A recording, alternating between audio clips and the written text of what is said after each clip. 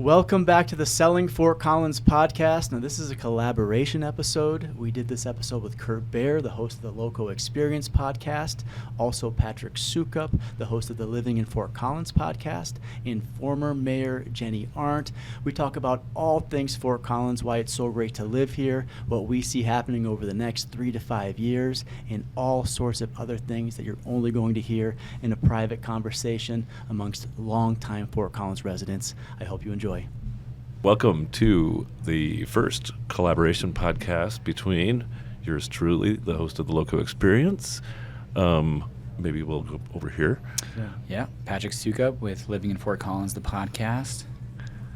Greg Roeder with the Selling Fort Collins podcast. And Jeni Arndt, I suppose, former mayor of Fort Collins. Yeah. So what I think we should do, and I'm Curt Bearer. I didn't say that, but everybody knows Curt Bearer.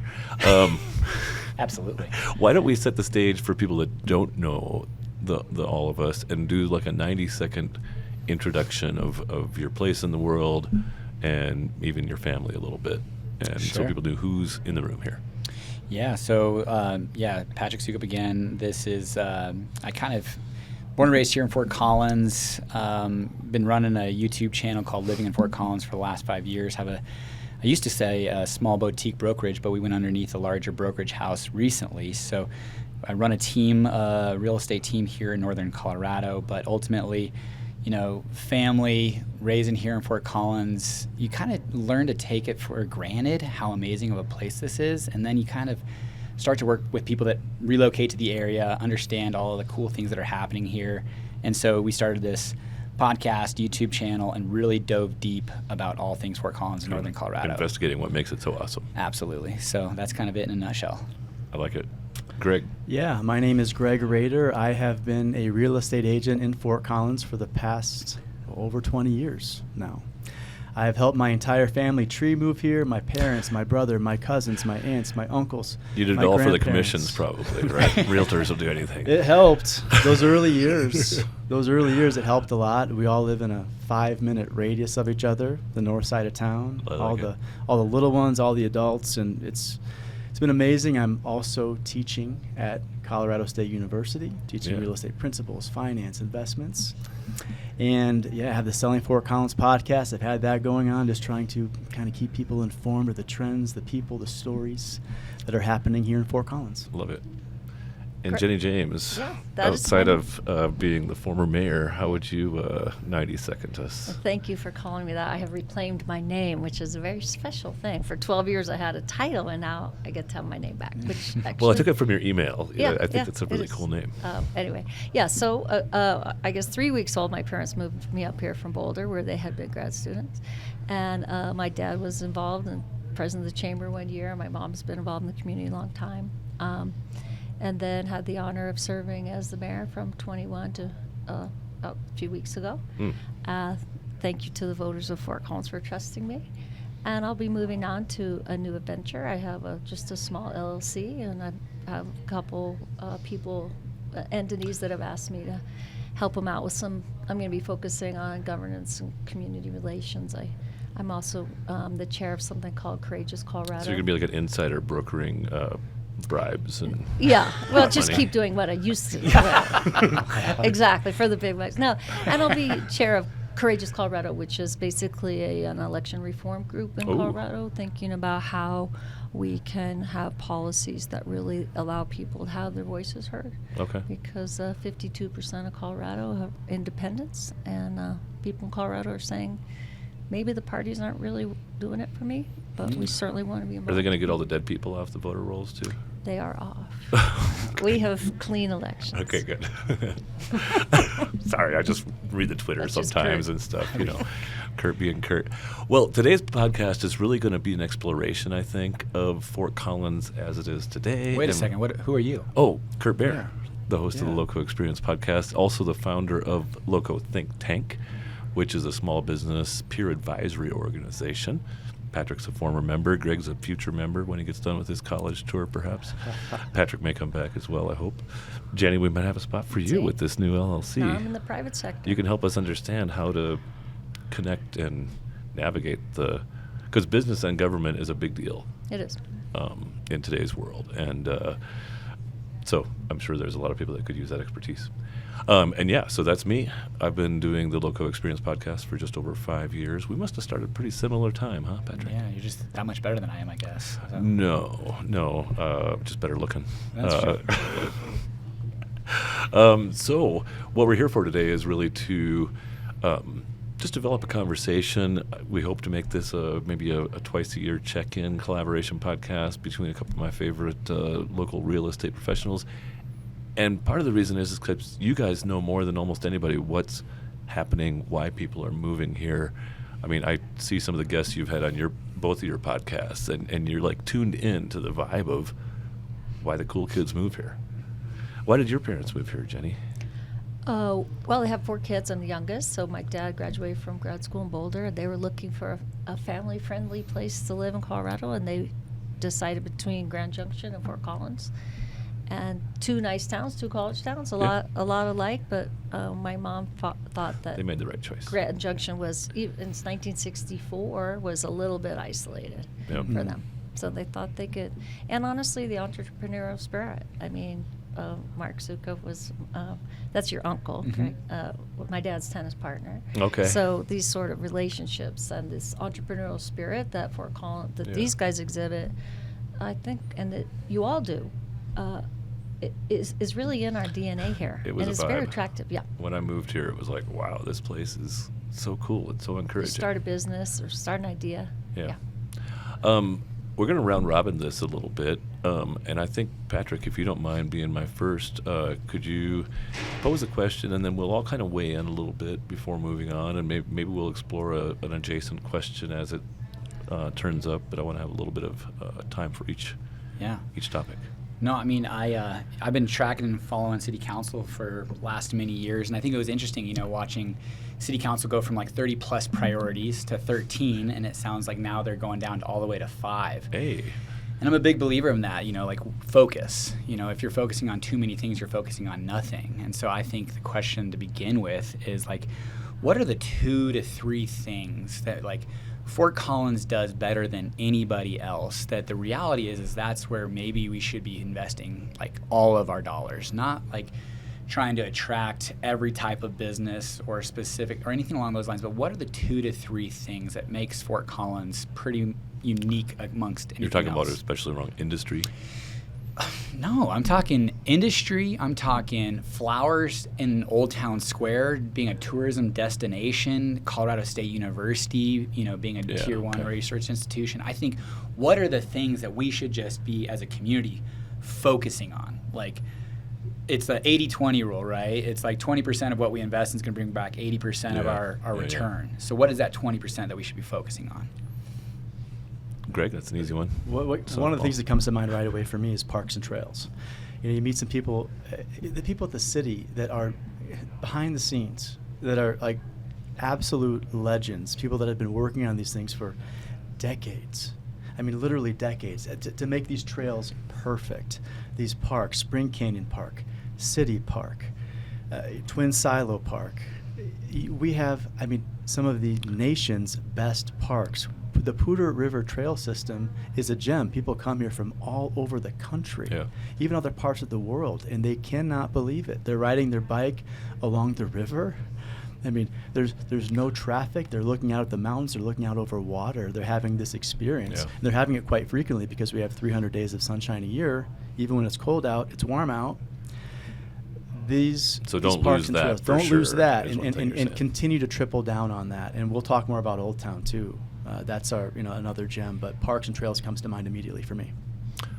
To me, I always jump to economics kind of, and like monetizing the ideas that come out of CSU, using its position as, long-time agri-research kind of elements, both in the animals and the plants, but also now we've got, all kinds more jobs moving here that are part of the government infrastructure, but leaning into that sector a little bit more, to me, seems right. It's not just because I'm a farm kid, but as AI does more and more things, one thing it can't do is make food for us, and we all need food. And so to the extent that we can address kind of more efficient practices around making food, animal husbandry, all that stuff. That's going to keep, even if even if there's a lot of disruption, which I expect there will be in the long run, we have to keep food affordable for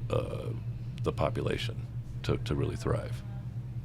I think for me, to answer your question, I would double down on this innovation culture.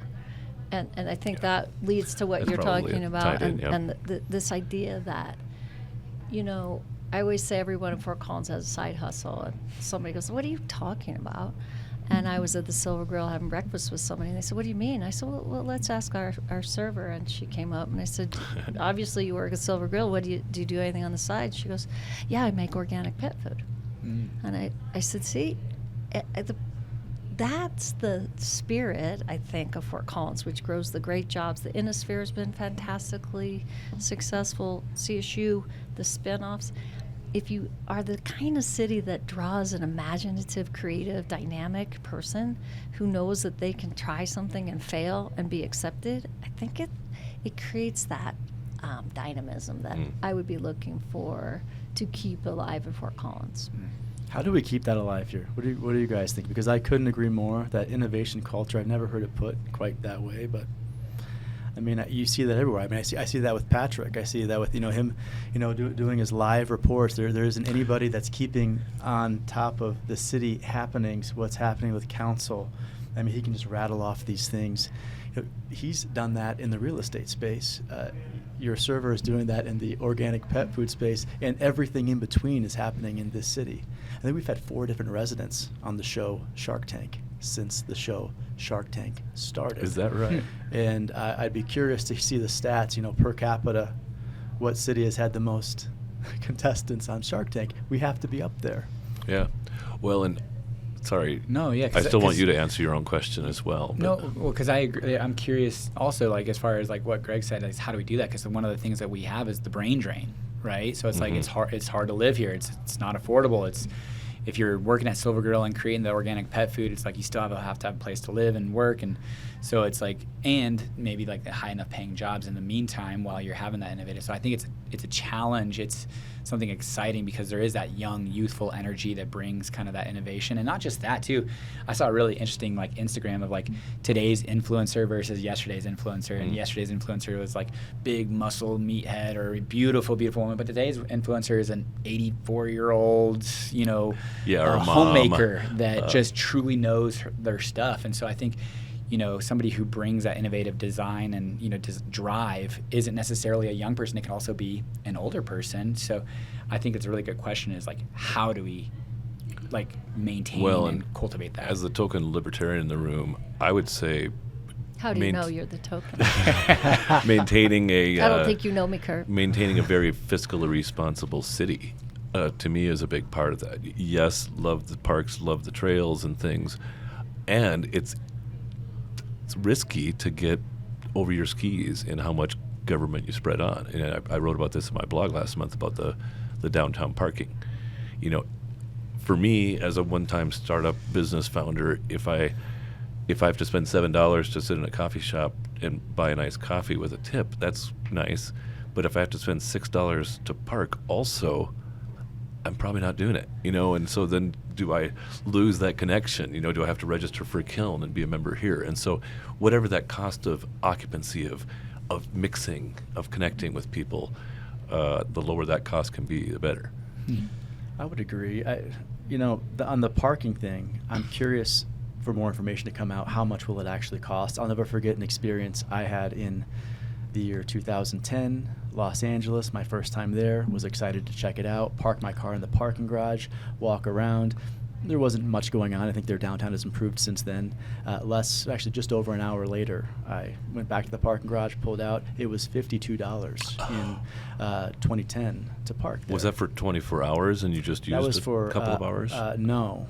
That was for an hour. That's crazy. In their downtown core urban area. Well, you wonder why it was quiet down there. Well, right, maybe. And I think if it is, $6 to park for you to go in and buy a coffee, that's one thing. If it's $1, $2, I think there's probably a way to make that make sense. And it seems to me that we're at least taking a measured approach to these types of things at the city level that I appreciate. Yeah. Well, it's better than, as long as it be kind of automated and stuff. But I want to get stuck on parking for too long. Sure. And Jenny, I want to leave I space need for 2 you. cents of Jenny, though. Well, I need 2 cents from Jenny. I do on that too. one, Yeah. Oh, well, Should we do what it? I was encouraging the city to do is plainly state the problem you're trying to solve, and then approach the business community in Old Town and solve it together. Yeah. So if we are having, because free parking is not free. Absolutely. We're all paying for that. So Totally. it's a question of how you share.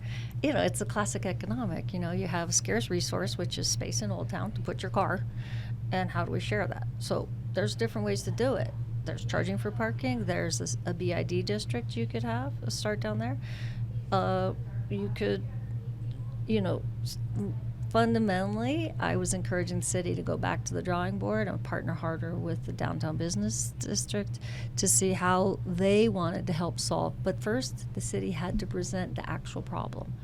We're having a shortfall on this much because enforcement's this much and our maintenance is this much. These are the dollars we need to recover to be fair to the rest of the public who doesn't park there, Yeah. right? Who's subsidizing that, and then go and say, how do we solve it? That's more intuitively appealing for people to be part of solving. First, they need to know the problem, and then they need to, because government is us, we need to be the ones solving it. Well, I love it, honestly. And my grandma gets mad at me because I told her, she's like, I can't believe they're going to be charging. I'm like, I think it's great. We have options. You can park within that 6-block radius and pay $1, or you can park outside and park for 2 hours. You can park even 4 blocks away and walk. There's options, which I'm a big believer of.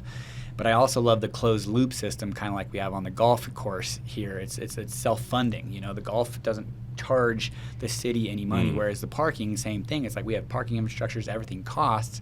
So either going to charge the entirety of the city of Fort Collins, 1/10 of a cent on every dollar spent to get the parking structures, or they're going to charge those who are choosing to voluntarily spend their money downtown $1 to keep the infrastructure up. And then also they said they were going to have an potential overage, which they were going to put money back into downtown Fort Collins. So if we're getting all the way back to my question, as far as what should we be reinvesting in, this is funds that people are spending already to go downtown to reinvest in downtown. And if downtown is the jewel of Fort Collins, I am as big a So whatever it takes proponent. to keep that. Yeah, absolutely. Whatever it takes to keep that. When people come here from outside of the market, we talked about parks and trails, yes, but the core reason they're coming here, where they are starting, is Old Town. It's the Silver Grill. It's Little on Mountain. It's, fill in the blank. There's so many great options. Old Town Square. So, look, yes, I agree 100%. Okay. Let's do next question for you, Greg. Yeah, I'm curious, what are the three of you most excited about and I'll answer my own question first, and then, what are you most excited about over the next 3 to 5 years, and then, what are you most concerned about? Are there any concerns? What I'm most excited about is I see Fort Collins right now is almost Austin, Texas 25 years ago. You look at the tech sector, you look at the healthcare sector, you look at the public university and how that's grown. You look at the nature trails and all of these things, the downtown area. It's different. It's a smaller footprint. It's never going to have the same population simply because we have the height zoning restrictions, etc. We will densify. We will not densify that much. But I look at where that's going with things like public transit, with even as amazing as the trails and the parks are now, where that could go. The restaurants, the amenities, the coffee shops, the retail, just the family-friendly atmosphere.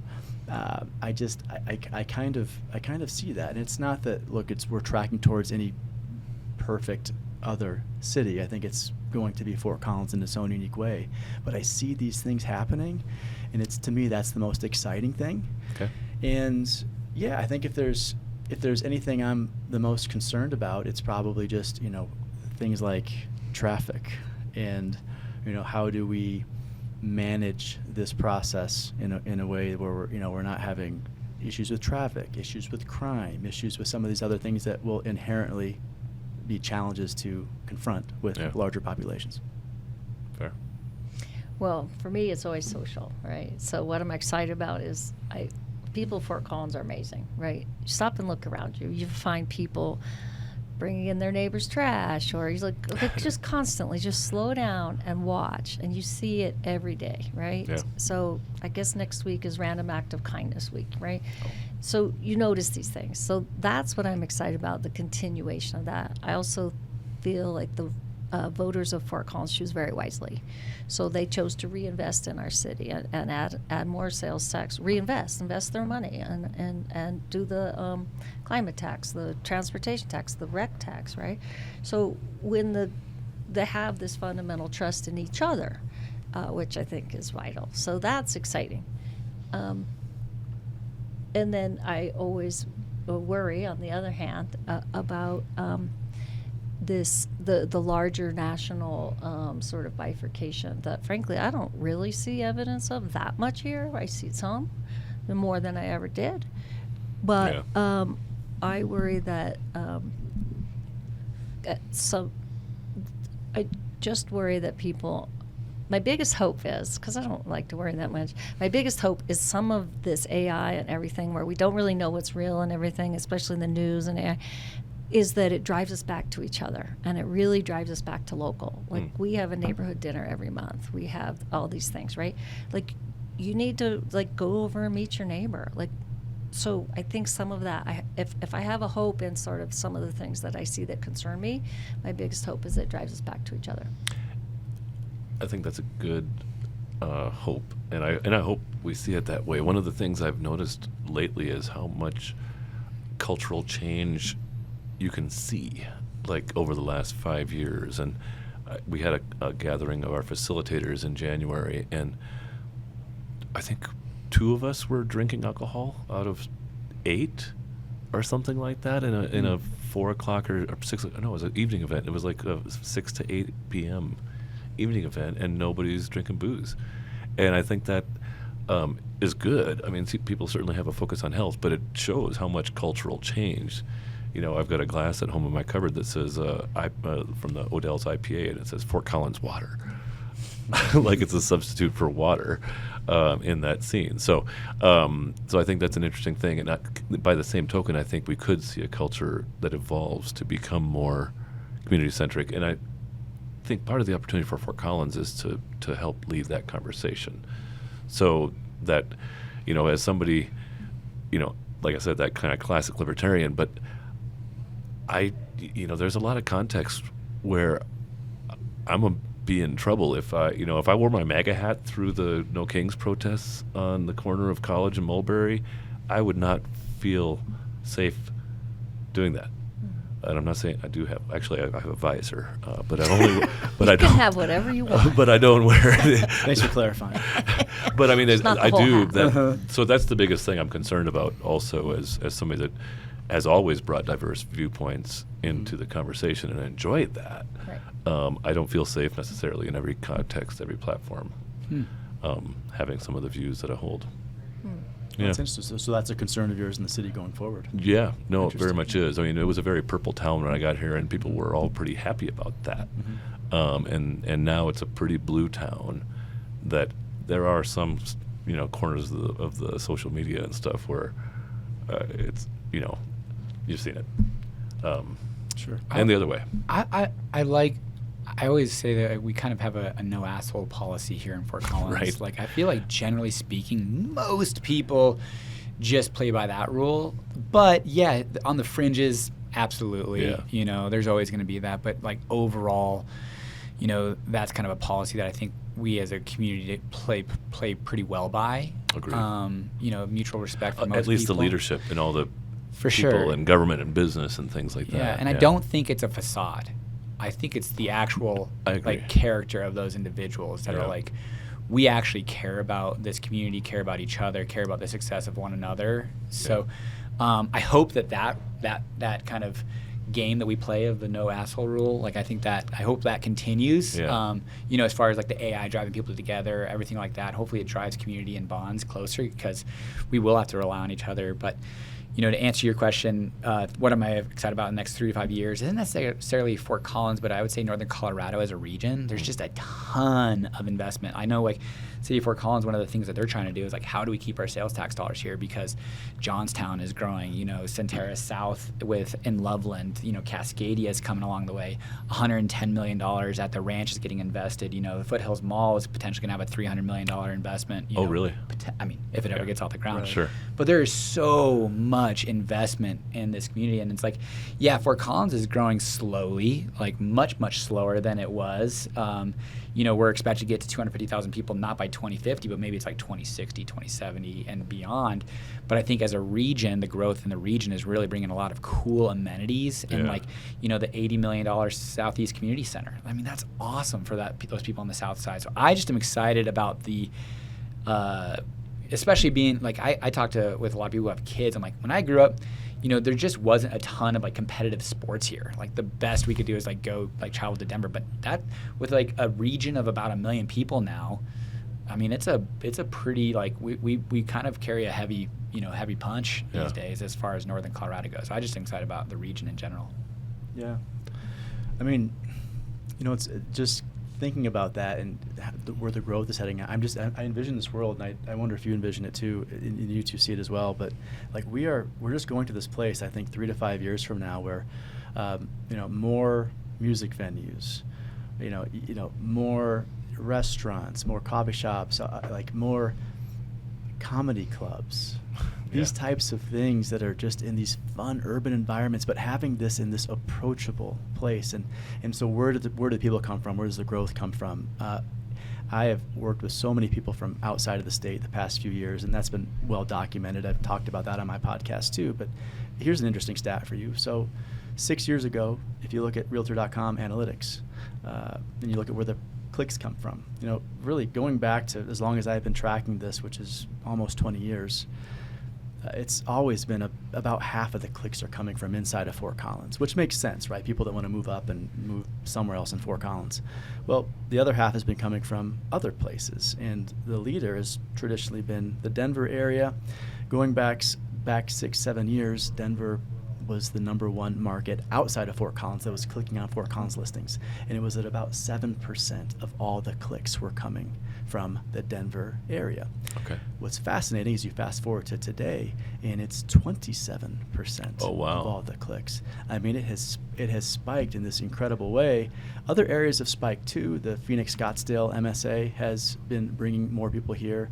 I mean, that's actually next at just over 12% of the clicks. But these people from these other areas, I mean, they're not just slowly moving here, they're quickly moving here, and they're sort of accelerating these things that we're talking about. I have noticed that for sure, that Fort Collins has a lot more credibility with the grew up in Denver demographic than it did 5 years ago, even 5-10 years ago. I think it's as parts of Denver's livability have decreased some, with the Larimer Square not being as vibrant as it was and things like that. Well, then why do I want to pay the extra premium to live down by here when I could live by Old Town Square in Fort Collins for half? Don't disagree. So it's a fair question. Like, how do we make sure we don't mess this up? Has been a topic of conversation. I think that's all in all of our minds. For years, though, at the perspective, just the longer perspective. They've been saying that since the 70s, which I love, and that's probably what's helped us maintain. Because it is kind of tricky. You want to keep the good parts while you're adding new parts, right? Yeah. But I love that. It's just pass it on. Yeah, I mean, like last time we spoke, Jeni, I remember you were telling me about how you spent so much time at that stodgy brewery. I think it's close to where you live. I have been there once or twice. Yeah, once or twice. I've seen you there at least 4 times. and you have your neighbors and you have your friends and you have the community get-togethers. Like that's what this place is, and it's more of that is where we're heading, and I think we all want to see that continue. I do too, and I think it's exciting too. I mean, I think from my former perspective on city government, I mean, like, I just never understand why we do the zoning like residential. You live here, but you can't even walk to get a thing of milk. Like what? My husband and I just took a trip. We're all around the world. I mean, no other country in the world says you live here, but you work here and you shop here. I said nobody ever except for Americans, which hopefully we're getting more into the mixed commercial residential. It's just a better way of living. It's more friendly. It's easier. It's less car-centric. Mm-hmm. You know, you can have your car, of course. I'm not saying that. But, you know, if Yeah. you want to go get some milk, it's great, you know, because I live near Beavers. Like, and I don't know what the food co-op's going to call it, but. Did you see their logo? No. They got a little beaver on it, but I think it's the food co-op. Okay. But Okay. it's got a little beaver on it, so Oh, that's they're paying awesome. homage to it. Yeah, Oh, I love that. I That's great. figured. I love Yeah. I that. think they open tomorrow. Oh, is that right? Okay. Oh, We that's cannot great. wait. I'm Oh, excited for it to be reopened again too. Yeah, it's really. Yeah, you're right there too. Yeah, no, it was at least a once a month stop for some great fresh bread. Once and a some, month. Well, every night I'm over there, and you can see it, what all your neighbors are having for dinner. You're like, oh, that looks good. Maybe I'll get that too. What's the setup there? So it's a membership, and then you get discounted food prices, or how does that? What's the food I've co-op? never been a food co-op member, so I'll let Jenny talk Yeah, to that. so the food co-op, you join, and then so it's going to be new because you know Yeah. where it was before. So I went down to join so I could actually donate to help them get up Get and going. going. Awesome. But then I wanted to join for my mom too, and they're like, "No, she's been a member since 1972." I'm like, "Of course she is." Well, Mom, you're already a member. Okay, fine. And I think I'm interested to see what they open because the food co-op had a sort of limited offerings. Sure. And that is a very public corner with the entire neighborhood shops there. Well, it was really hard to shop at the food co-op because you couldn't park very close, and then so you're lugging your food a long ways, whereas now they've got a great parking Yeah. situation. And we bike and walk over there. And really, it's a daily sort of love European style shopping, right? You kind of go and get dinner and come back. Yeah. Awesome. So Dig it. we'll see how they've expanded their offerings because I think they're going to maybe be surprised at how many customers they have. Have a butcher maybe there, kind of like Old Beavers. Oh, that wouldn't would that be be nice? awesome. I doubt it though. It's complicated. Yeah. Decreasing skill set in today's world. I don't know. Jenny, did I give you an opportunity to ask a question yet? I don't Jenny think so. hasn't asked hers yet. I I need to want be to the hear Jenny's moderator question. Oh, my question was just going to be about so from my perch for the last 12 years been in government. So how in the future to build the future that we keep kind of talking about, and I think we have Yeah, a pretty nice shared vision. shared vision, not consensus, but a complementary discussion point.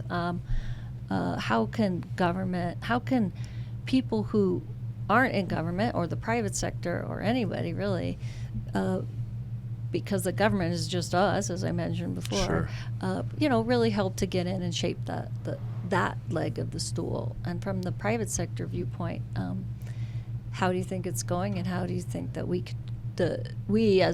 I'm saying we now, not as a government, can be helpful in Consumers. What's that culture? helping see that vision?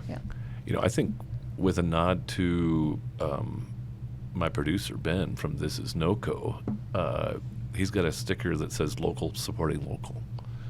And I think if we can expand that messaging and keep that local business centric, and even really, in my opinion,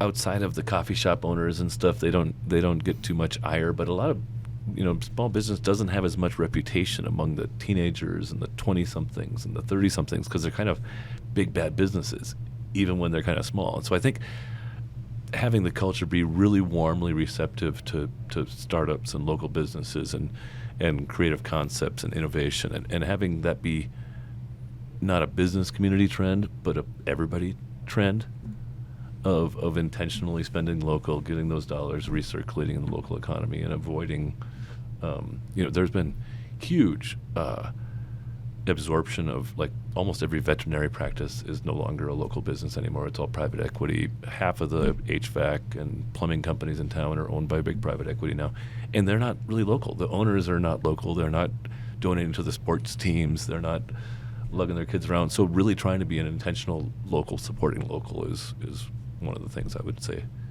can really, and the city can help with that messaging too. It is true, some things that some healthcare and everything, you could tell when it becomes bought out by private equity. All of a sudden, your Look what happened to reservations Associates are in Family Medicine. It's really It's crazy. terrible. And then I promptly quit and seek out a local. But it's hard you have to kind of dig to make sure that one's still. Anyway. Yeah. No, thanks for your insights there. I'll jump in. I think they're working on it, but cutting a lot of the red tape, for business. They're making it easier. I was just listening, and there was to start a restaurant, 40 steps for a restaurant to go through, 8 different fees, 12 different review cycles. it was insane as far as the restaurant goes. And I think they have an intentionality now to reduce some of that, make it easier for business. It's not so daunting, because I will say, like, even right now I've got a warehouse that I'm just going for, like, unitizing some of them for mailing purposes. And, like, some of the questions that I've got to go through and hoops I've got to jump through, I'm like, man, this just shouldn't be like that. So I think they're working towards that, because, I think there's that whole government bloat type thing. It just, you didn't mean to get to that point, but all of a sudden we're there. So I think that's, one of the kind of arms that the government could do to help small business, kind of partner, is just make it a little bit easier, friendly, transparent, easy to understand what steps you have, and not like have to backtrack and use 10 different, entities within the government. And then I would also say, we're whether it's a $900 million with $300 million kickback or $600 million, budget, I think the government's got a heavy, financial arm that they can help small businesses in some form or fashion, fees, rebates, however that might be, where if you're truly local and you can show some sort of import-export type deal, like of staying local, of as far as capital and, goods that you're putting in or services putting in, I think that's where I think it could really supercharge some of these small businesses. I agree with all that. That's really good. I mean, what comes to mind for me is a growth mindset and a commitment to informed decision making. Like a growth mindset, like I'm not going to make judgments about a business owner, how rich they are, how rich they aren't. Let's just take it down to like the Old Town level, since we're talking about Old Town. Business owners and building owners. Yeah. I mean, they have to kind of work together, right? They might be leasing space in a building. I think a lot of people think, well, that building owner is just a wealthy person. There's kind of that Not narrative. if they spend a few months vacant, they aren't. Yeah. There's that narrative out there. I kind of hear that in certain circles, and maybe in some cases it's true, maybe in some cases it's not. But I think understanding that, I think our biggest risk in the Old Town market right now is when you see property taxes spiking as much as they have the past several years, concurrently with property insurance rates spiking as much as they have the past couple of years, and then concurrently with things like, the cost of goods, if you're a restaurant, going up. So now it's more expensive to operate, have a building. A lot of those expenses with triple net lease, if people know what those are, that's when the taxes, the insurance, the common area maintenance gets passed along to the tenant. So look, people think that they're taxing the business owners. They think that. Little do many of them know, again, informed decision making and committing to a growth mindset to understand these things, that those expenses are getting passed along to the tenant. Sure. Look, I think just understanding the different sides of this equation, understanding that we want the same thing, a thriving downtown, successful business owners, and maybe checking our judgment, checking our preconceived notions at the door at certain topics, and sort of just proceeding to talk, have conversations, invitations, and I'm seeing that at CSU right now, bringing a lot of people in the private sector into my classes to talk and to speak in my classrooms, to interact with other faculty. And it's just fascinating. Like, we all think we know certain things, we have certain opinions, and we all have something to learn, myself included, every single day, and we need to keep doing that. That's one thing that's really changed since my time. I started banking in 1999, really actively. And at that time, the principal and interest of a mortgage was like 3/4 to 85% of the overall. Now, if you own a building outright, you don't have a mortgage on it, like the insurance and the property taxes is still a pretty big burden. Like, you don't want to run that thing empty for very long, because it costs a lot to have it be that way. Right. And so it's an interesting thing, and that's kind of a tax on being here in Fort Collins in some ways. That's different from the cost of the capital, the principal and interest of a mortgage. That those assessments being that high, and the weighting of it, it's all complicated. But Well, this year was exceptional, right, with property tax. And property tax is county, Yeah. right? So Yep. it's also important to know which lever Right. to, Sure, that's not a to city talk thing. about, right? Yep. Right. But that, in my view, was not. My husband's an economist, and we own a commercial building, and he did the math 6 ways to Sunday. He said, "This isn't a math. This math does not up. Yeah. This was an intentional decision." And how's the to- county's stewardship? Is the county in good shape financially, or is it trying to I cover think some they're- gaps too? That's my guess. Too many firefighters and all other I think things? they're going to see some pullback from federal funding and that sort of thing. So, yeah. Gotcha. And the demands just won't stop, right? Right. Especially in the social services. And So I my- don't mean demands, I mean like the services. Yeah. Right. My next question for you guys is anybody willing to share a taste of the WizCal with me live on air here? Sure, I'll be. All right. I'll Love it. participate. I'm not one of Jenny? those. I have to pass. I'll You probably- have Thank to you. pass, or I you're going do. to pass? I'll pass as well. At least one person said yes. So I Yeah. Can't let you drink I, alone. Patrick. It's not Team good for player. me. I give a shout out to Seed and Spirit Distilling that has this. It's whiskey and mezcal, Okay. basically a hybrid cocktail. Cheers, buddy. Patrick. There you go. And if you didn't take a shot, then you have to try my hot sauce. I'll try. Okay. I'll try I'll the take hot- a shot of hot sauce. Okay, I'll do a the shot. hot sauce. Oh, don't take a shot. It's too crazy for that. Yeah, no, we should have maybe committed to that so quickly. Who knows? Patrick, It seemed like your a good tasting idea notes? at the time. You know, I'm a big old wimp when it comes to liquor, so it A little hot for I ya. didn't have to. I took everything in me to not go. So we're good. Okay. You're a trooper. Well, not a great endorsement of the Seed and Hey, Spirit I mean, product. Well, I But- think it is. You know? Yeah, I think- absolutely. I think it is.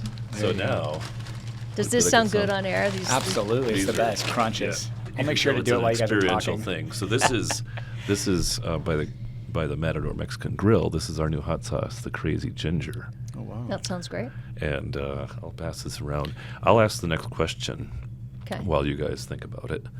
And it's really focused on that innovation space and CSU in particular. CSU has been a driver of innovation, but I wondered to myself, and maybe this goes into the concerns, what would happen if CSU stumbled, if it wasn't such a pillar of our economy and we didn't have innovation coming out of there? I think it's the pillar, right? Right. By I far. mean, like Yeah. it is. By far. It is 35,000 students, 8,000 employed. It is if it goes down even, I don't know, 10, 20%, we will feel it throughout the entire city. And I think AI is a real threat there. I think the value proposition for CSU is strongly being challenged, as is with all universities across the United States. Yeah. So it's a matter of how can we reposition ourselves. But in the meantime, hopefully CSU stays strong. And I don't know the inner workings at CSU nearly as well as I'm sure a couple of the people here. So I'm just hoping they're being fiscally responsible.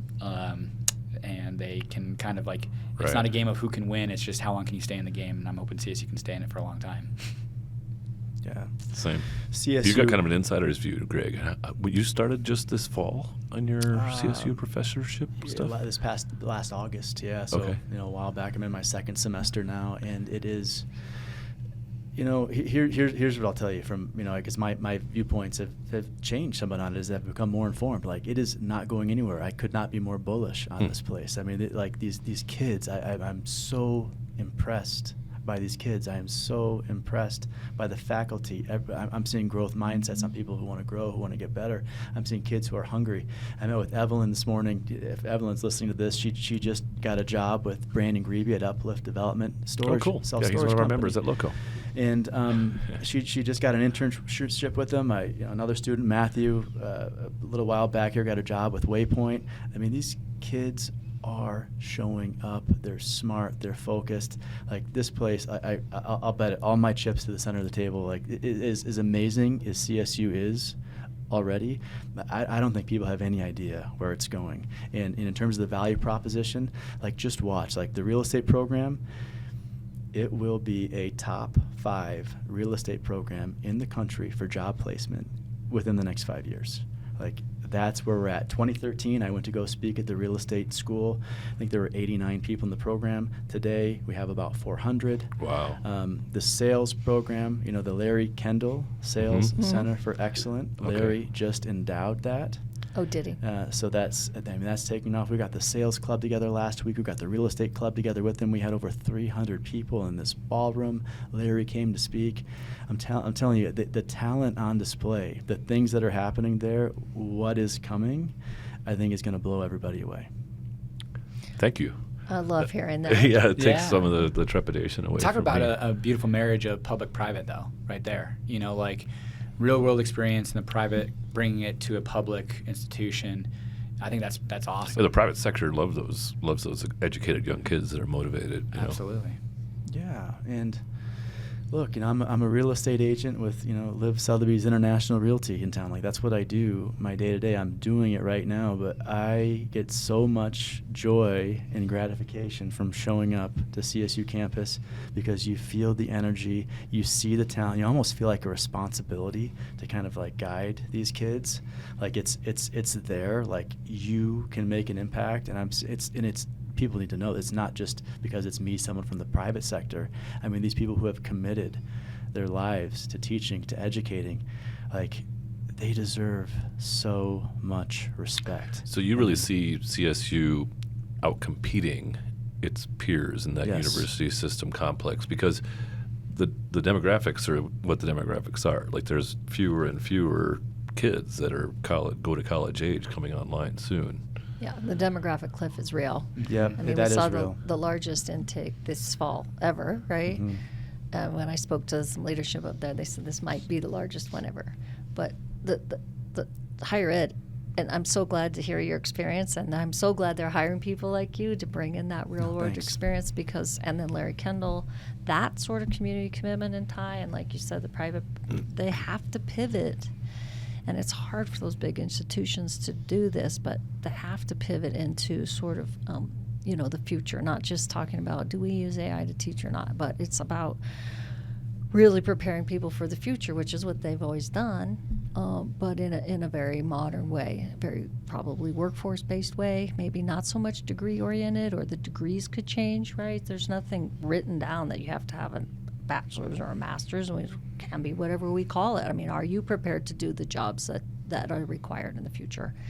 And when you start, I used to work in higher ed, so I think about these things a lot. Like, we need to like kind of blow off the doors of like how it used to be, so that we can create something new for the future.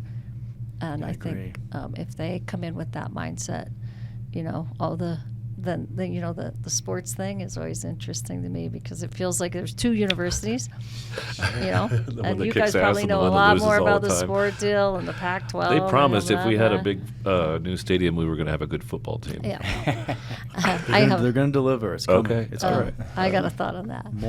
I think more people in Fort Collins just want to ride their own mountain bikes. I don't know, but I talk about that all the time. Like, why is our stadium empty on a Saturday in fall? It's because, we live in Fort Collins. Like, you can go mountain bike riding up Lower State Park, and it's gorgeous.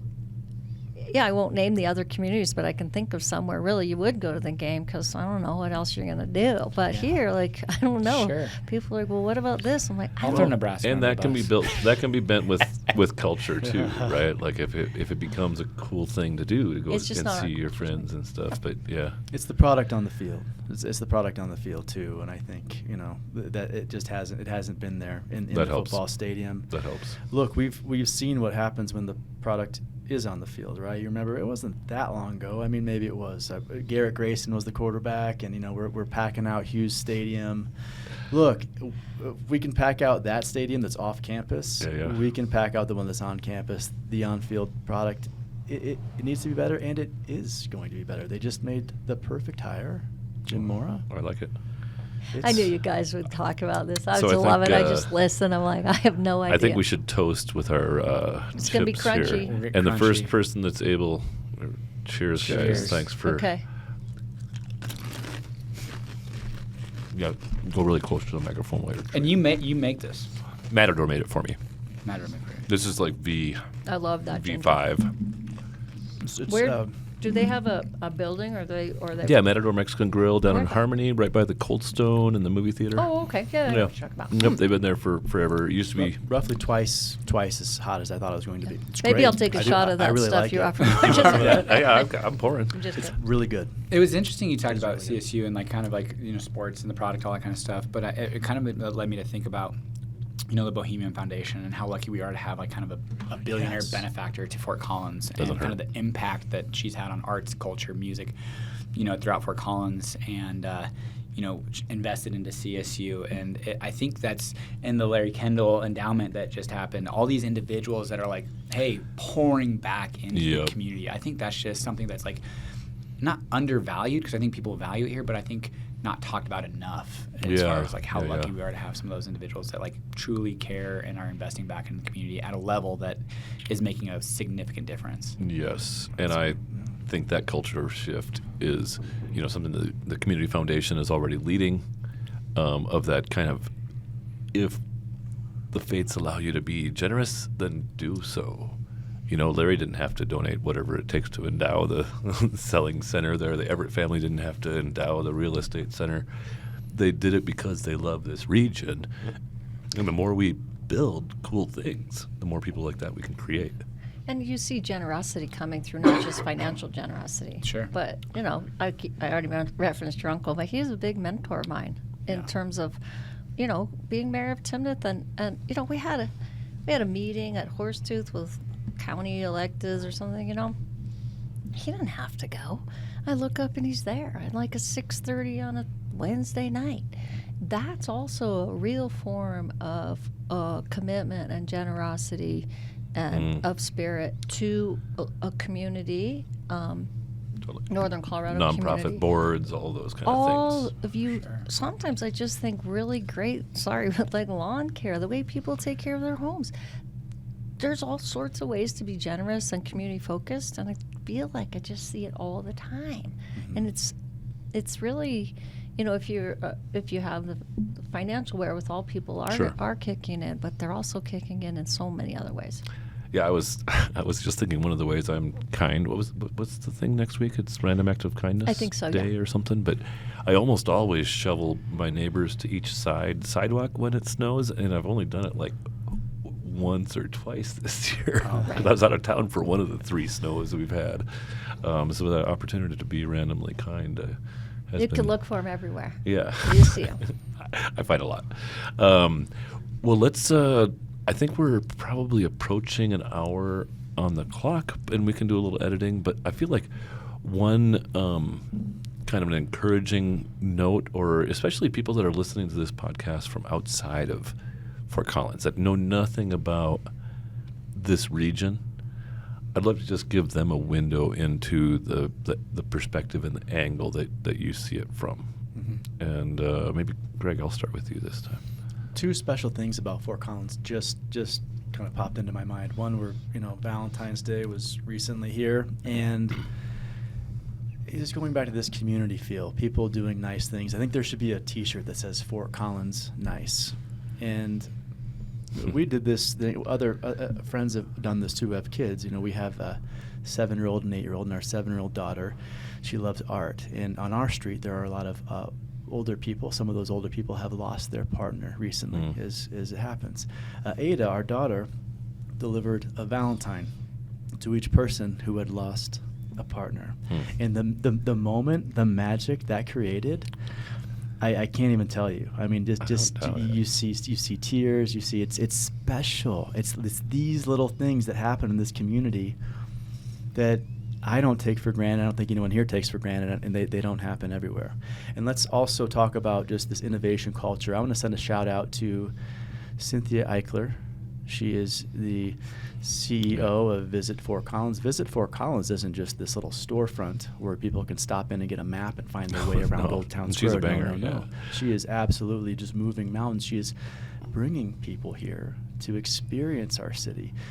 Just a lot of the names she can't even mention. She's putting on these amazing RAM talks. They're kind of like TEDx type talks, and everything from there's such a wide spectrum. Once someone was an expert was coming and talking about how elephants communicate in the wild. Super fascinating talk.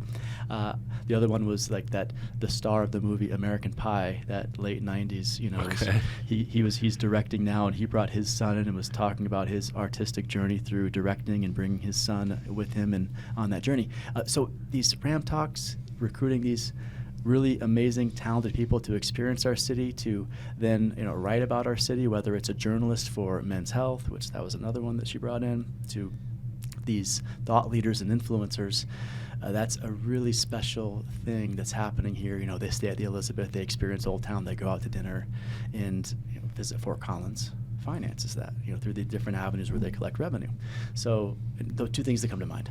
Can I chime in on that? Yes, please. Cynthia Eichler is she invited me to go to a board governance conference for the tourism industry last year. So I had the honor of joining her and some of her staff at a national conference. Mm-hmm. And I give a little talk with a couple of other mayors, but that's not the story. The story is, do you know exactly what you said, but amongst her peers, she is a national rock star. I mean, you can feel it, but to know it, people kept coming up to me, do you know what you have there? Do you know what she did? Her white paper that she wrote on how to change the whole vision of what a visitor center is became a national model. Wow. So she is one of these maker, creator, and the way that you describe like what she's actually doing, the nuts and bolts, it's borne out by her national reputation, respect by her peers. So I was just smiling the whole time you're talking. I love it. Yeah. We're lucky. We're lucky to have her here. Unbelievably lucky. And she's as humble and kind-hearted as anybody in the world. Mm-hmm. Jeni, would you like to chip in for that Fort Collins stranger that's listening? Oh, the Fort Collins, I think Fort Collins is, it's a place where you can be yourself, right? And I was sad to hear that you didn't feel like you could wear your MAGA visor, not hat, but visor, wherever you wanted. Because I think it should be a place of freedom of thought, tolerance, open-mindedness, and kindness, right? And I think for the most part it is. I think we have a laissez-faire, half-libertarian attitude here. The richest person in the room is usually the person in Carhartts or overalls and, and Yeah. hanging out, doing their stuff and not talking about it. So I just hope that it's a place where you can move here and be who you want to be and do what you want to do and feel supported and not judged, and that you're welcome. I'll take that. I Patrick, think that's great. I talk with my wife about, one of my maybe biggest regrets or potential things that I may have missed out in life is I've, born here in Fort Collins. Never lived anywhere else, hardly. In Loveland for 9 months, and so Northwest Loveland at that. Yeah. So, I really spread my wings. And, but then, we work with all these people that relocate here and understand kind of what's special about Fort Collins. And it's we went to Urban Egg today and then walked around Old Town for an hour, and it's just clean, well kept, feel very safe. And then it's on a weekend and it's beautiful, 65 in February, which is maybe not amazing. We should get some snow here every now and Be again. better if it wasn't, yeah. But 65 and sunny in February, and we're walking around some of the parks and trail systems that we have here just out our back door, and our kids going to, Werner Elementary. That's an extremely solid school with teachers that have been there for 20, 30 plus years that just love the school system, schooling. And so then I kind of take a step back and be like, I think I've had enough people move away for college, move back when they're raising their family, and people have relocated here and they're like, no, this is a pretty special place. So I'll just take their word at it for the next, at least my youngest is 4, so the next 14 years. And when he graduates college, maybe we'll get a second house here or there and go explore some places. But for then, that's what. I'm going to talk about the water. Well, twofold. One, the water that you drink out of the tap here in Fort Collins is amazing. People that come to visit, and it's like our exchange students. My wife and I host a lot of exchange students. Your water is so good. But also, more importantly, to the experience is the Poudre River corridor, the trail, the Poudre Canyon with, a dozen campgrounds and day use areas in a 30-mile stretch. Red Feather Lakes, a chain of finger lakes that's kind of been the mountain retreat for Fort Collins residents for 100 years.